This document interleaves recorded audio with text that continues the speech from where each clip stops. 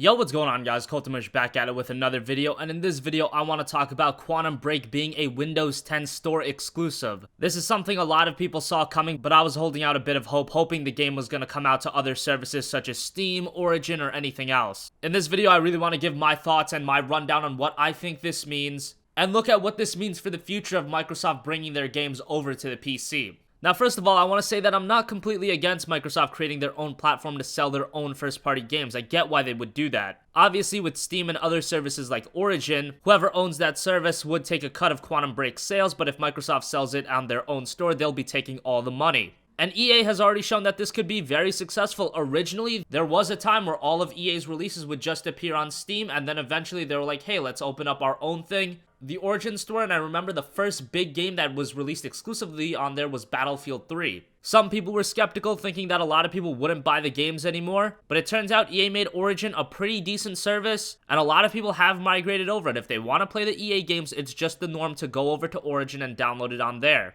Most people getting into PC gaming these days don't even know that EA originally offered their games on Steam. And why would they care? Origin's a pretty decent service, and I do hate on EA quite a bit. The Origin service, for the most part, is a pretty competent service. The problem is, will the Windows 10 store offer gamers the same kind of experience? Being a Windows 10 store exclusive means it'll be built as a Windows application. I was on the PC gaming subreddit, and on the thread regarding Quantum Break receiving no Steam release, the top comment on that thread pretty much goes over what it means to be a Windows app, including no SLI or Crossfire, no real refund policy, VSync is always on, which is going to be a huge negative for some people, games are always on borderless window, and no FPS monitor works with it, which is absolutely disastrous for me and recording footage of that game. Don't forget, this isn't Microsoft's first venture into PC gaming either. Anyone remember Games for Windows Live? Remember when they tried to get PC gamers to pay for Xbox Live? Yeah, that wasn't happening. Obviously, one would hope they learn from their mistakes, but have they really? First impressions are so very important, and with the disaster the first impression of the Xbox One gave to the gaming audience, you would think it would be especially important for Microsoft to say, we really need to get in the good graces of PC gamers right away. Because of that terrible first impression it made on gamers, to this day it's still struggling business-wise. Could the same thing happen with Microsoft's new venture with PC gaming? Could Quantum Break release on PC be crippled on the basis that it's a Windows app and sell like 10 copies? It's entirely possible.